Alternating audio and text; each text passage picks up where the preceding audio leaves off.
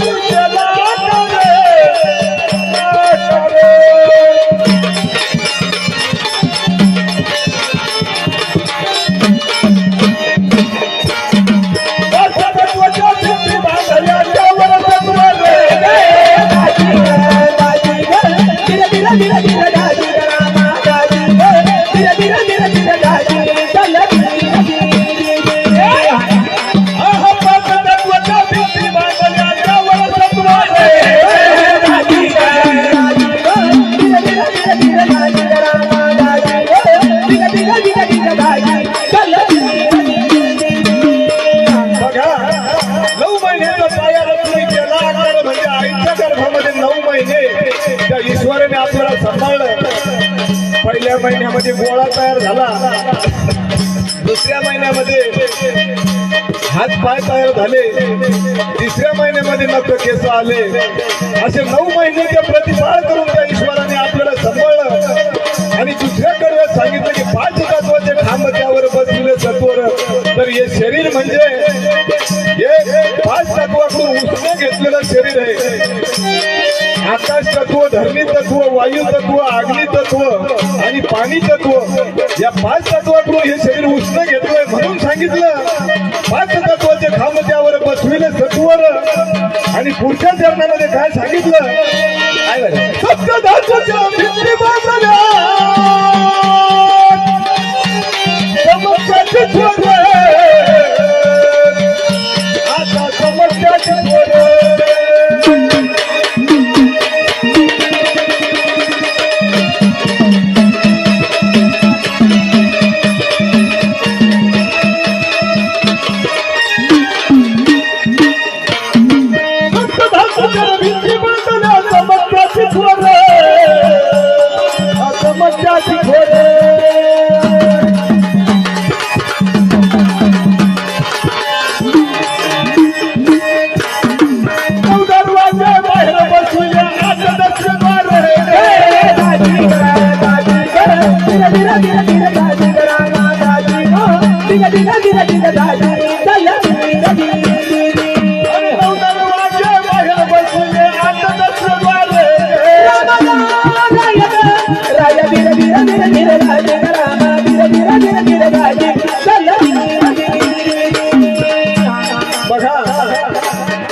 सप्तधातूच्या भिंती बसविला म्हणजे 7 धातू कोणते, रक्त, मांस, लाळ, रुधिर असे हे सप्तधातूच्या सप्तधातूपासून हे शरीर बनलं. आणि ते सप्तधातू 3.5 धातू आईच्या देहामधून आले आणि 3.5 वडिलांच्या देहामधून आले. मग ह्या 7 धातूपैकी मनुष्य देह हा जो तयार झालेला आहे दाजी, हा माणसाचा जन्म जो माणसाचा देह जो तयार झाला त्याच्यामध्ये 3.5 धातू आईचे आणि 3.5 वडिलाचे. तर मग याच्यामध्ये वडिलाच्या धातूपासून तयार काय झालं आणि आईच्या धातूपासून काय तयार झालं, कारण एकट्याच्या धातूने तर तयार होणार नाही. मग ह्या नर देहामध्ये आईचे धातू कोणते आणि वडिलाचे कोणते, तर नख, केस, हाड, दात हे वडिलाच्या धातूपासून आणि रक्त, मांस हे सगळं आईच्या धातूपासून. म्हणजे ज्या नरम वस्तू आहे त्या आईच्या धातूपासून आणि ज्या कडक आहे त्या वडिलाच्या धातूपासून. आणि पुढे काय सांगितलं,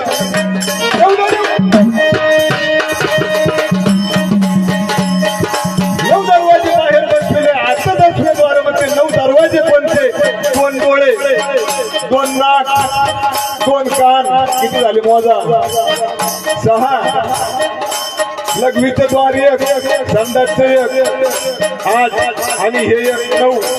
9 दरवाजे बाहेर बसविले. 8 दस्वेद्वार म्हणजे त्या हृदयामध्ये तो तुमचा आत्मा आहे, तुमचं तिथं हृदय आहे, तिथं ईश्वराचं दस्वेद्वार आहे.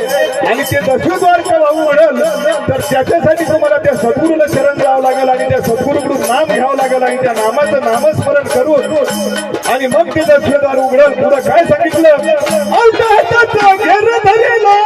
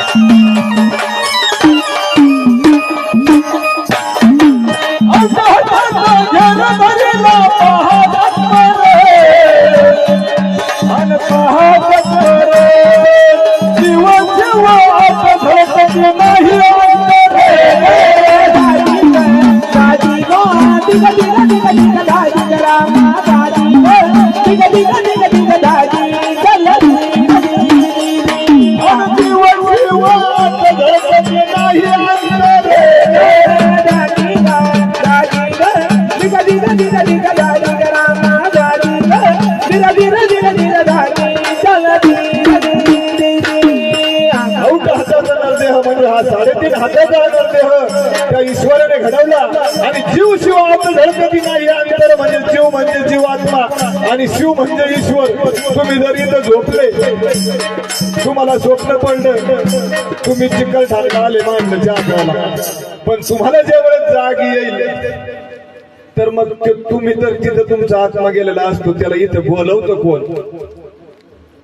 म्हणून ते जीव शिव आत धडकती नाही. अंतर जो शिव आहे तो तुमच्या या शरीराचं रक्षण करण्यासाठी त्या शरीरापाशी थांबलेला असतो. आणि झोपेत बाहेर गेलेला आत्मा तुमचा, ते शिव त्याला सांगतो, हे तुला इकडे आवाज दिला बाबा, वापिस ये. आणि ह्या सगळ्या गोष्टी तुम्हाला केव्हा कळल तर यासाठी तुम्हाला सद्गुरू करावं लागल. आणि मग पुढच्या चरणामध्ये काय सांगितलं, दस्वेद्वारी जाण्यासाठी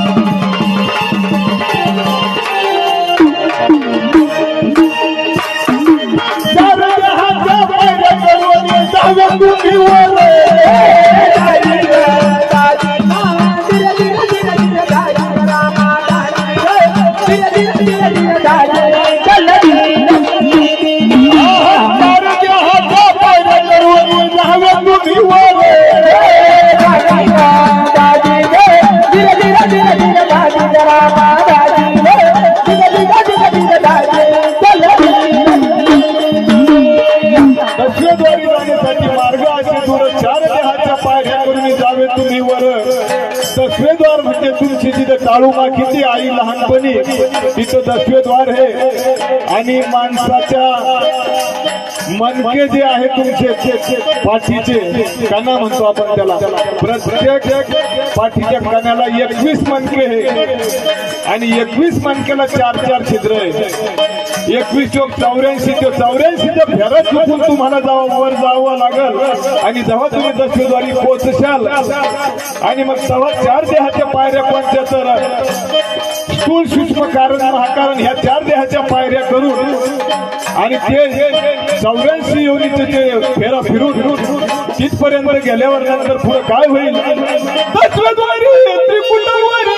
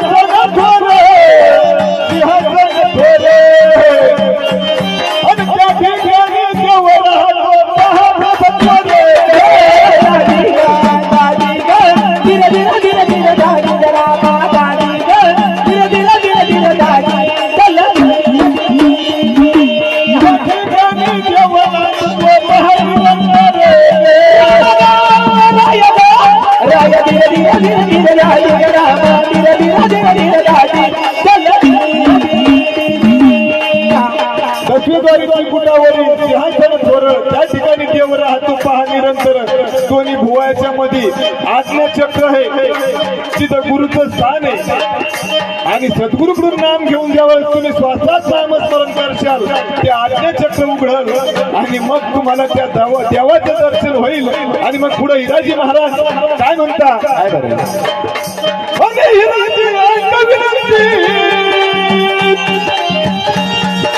घ्यावी मनावर आणि घ्यावी मनावर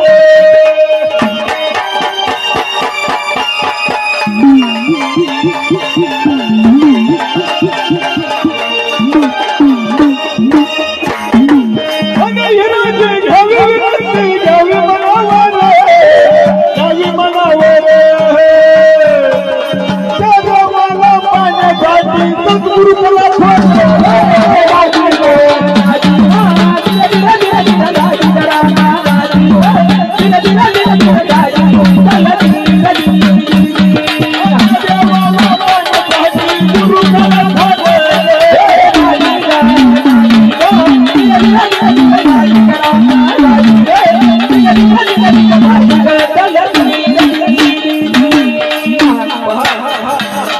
हिराजी महाराज सांगतात मी सांगतोय ते मनावर घ्या आणि त्या ईश्वराला पाहण्यासाठी त्या देवाला पाहण्यासाठी तुम्ही सद्गुरू करा त्यावेळेस तुम्हाला त्या ईश्वराची त्या देहाची ओळख होईल देव एवढं तिकडे बाहेर नाही देव तुमच्या स्वतः ते ऐका